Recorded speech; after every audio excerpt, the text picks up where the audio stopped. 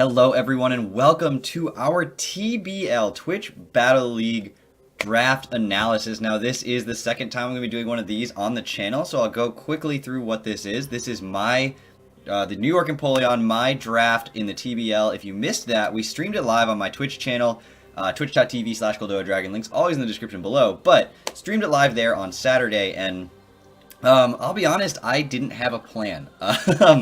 I was totally unaware of like what I was going to do going into this. I had kind of talked about it with Joe. I had kind of like gone over some stuff, but I had no idea really what I was expecting. So every round, what I decided to do was take the thing that would be the most threatening if someone else had it. And I kind of figured out like as I was going on what my plan was, what I was looking for, but you'll see that this draft is just me picking the scariest threat that I could possibly imagine and then crafting a team out of it. So everyone's like, oh my god, we're so scared of your team, but it's not the most cohesive team I've ever made. It doesn't have the most like planned out, thought out, like this is what I want to do this season. Now, unlike the UBLN, the TBL has a slightly different tiering system, or similar tiering system, still it's 5 tiers, but the way the draft works is slightly different. So instead of it being what it was before with the free picks, this time instead you get 2 tier 1s, 2 tier 2s, 2 tier 3s, 2 tier 4s, 2 tier 5s, and a mega, and that's it. That's your whole draft. You can draft any Pokemon in any order, so you guys will see me kind of jumping around in the tiers, but that's how it works. So instead of you getting a point system where you kind of have to navigate the points and everyone's teams end up a little bit different, everyone has the Pokemon from the same tiers, which adds to a little bit of the intrigue of the season. Battles will start they start this week, but videos will not be posted until next week. So we'll start next Saturday for team builders and Sunday for battles, and we'll be getting that right out for you guys right alongside the UBLN. So 2 leagues simultaneously, videos every Thursday, Friday, Saturday, Sunday for you guys. So as we start up, I had the 4th overall pick this time. This time there were only 12 teams, not 18, so a little bit easier. And I had the 4th overall pick, so I was like, okay, I don't know what's going to make it to me. First, Landorus T goes out. It's got Defog now, it's got all sorts of tools now, so it's as good as it's ever been, and that was, I mean, gone. First pick overall, not surprising. I hadn't even considered it. Then we started talking a little bit in the stream, in the draft, about what is the best Tapu that's going to go, and Tapu Koko gets drafted really fast, and so I'm like, you know what? Speaking of best Tapus, let's go with Tapu Lele. Tapu Lele is a Pokemon that's near and dear to my heart. When Gen 7 first came out and I was learning the game, learning the Pokemon, Tapu Lele stuck out to me as an incredible offensive Pokemon. A lot of leagues have banned it. The TBL has voted not to ban it this season, and I have a feeling we're going to do everything we can to make sure it gets banned next season. Now, it is my favorite Pokemon from Gen 7, with the exception of the truly best Tapu of all of them, Tapu Demaru, which of course did not get drafted by the New York Empoleon this season. It did last season, but we didn't end up bringing it to any matches. But Tapu Lele, an incredible Psychic Fairy type, helps me start building that core out and helps me get that offensive pressure on the opponent right away.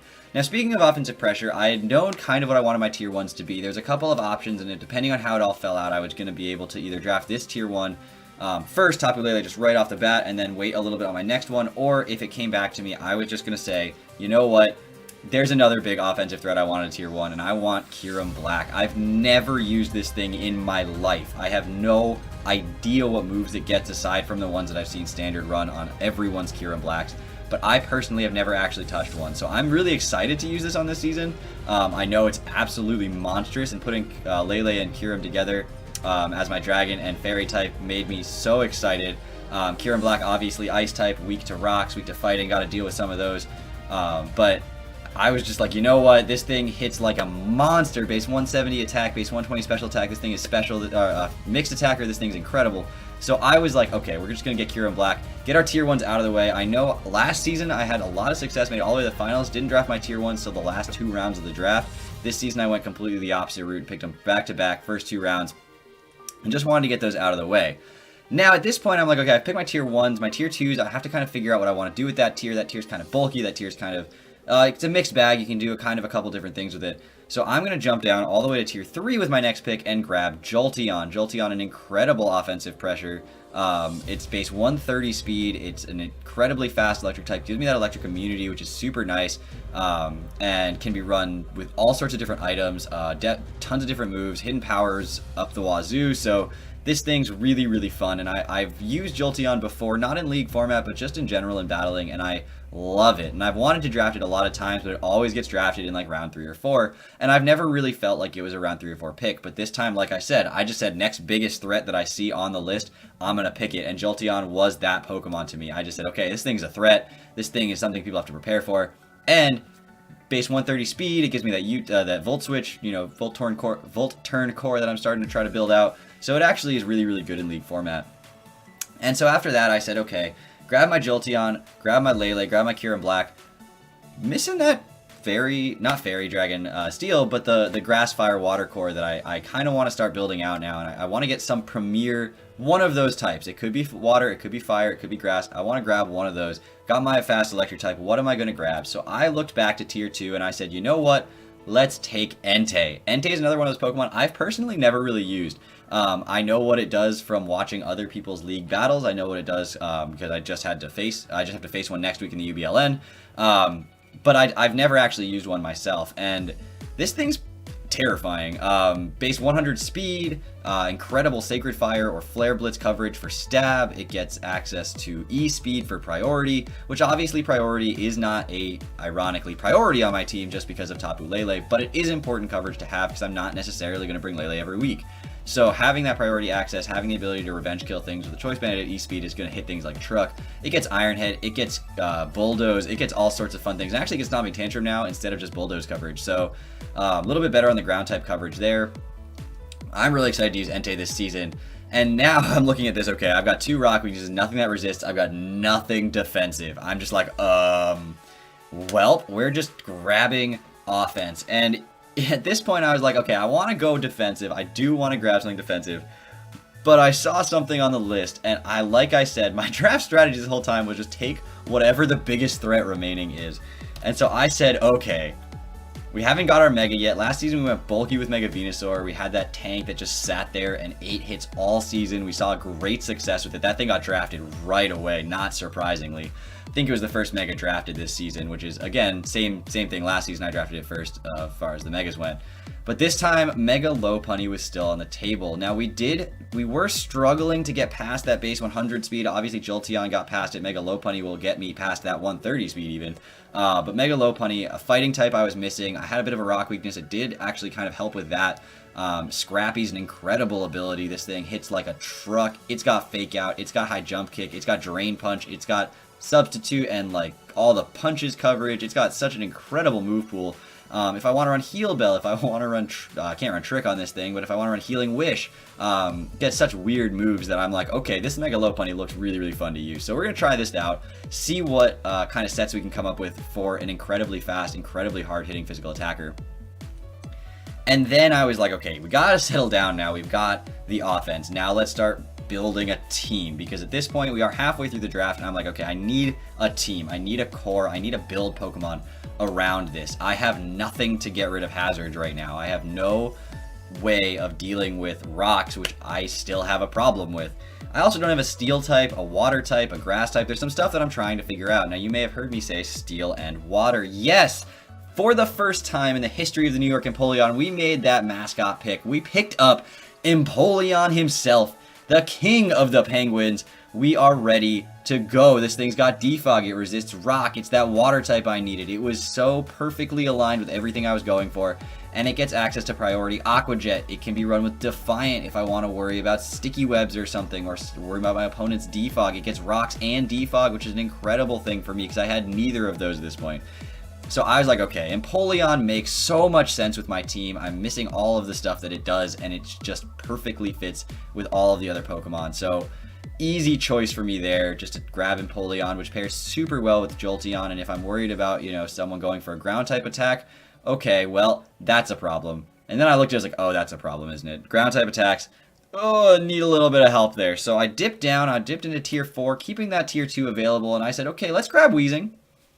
Don't have a poison type. Don't have anything off the ground. Yes, if they have Mold Breaker and Haxorus, Excadrill, Rampardos, yes, I do have a problem. So I've got to continue to think about that, but at least I get something off the ground. This thing gets Will-O-Wisp, it gets Toxic Spikes, it gets Pain Split, it gets Sludge Bomb, Flamethrower. I mean, it gets a Thunderbolt, Shadow Ball, I think.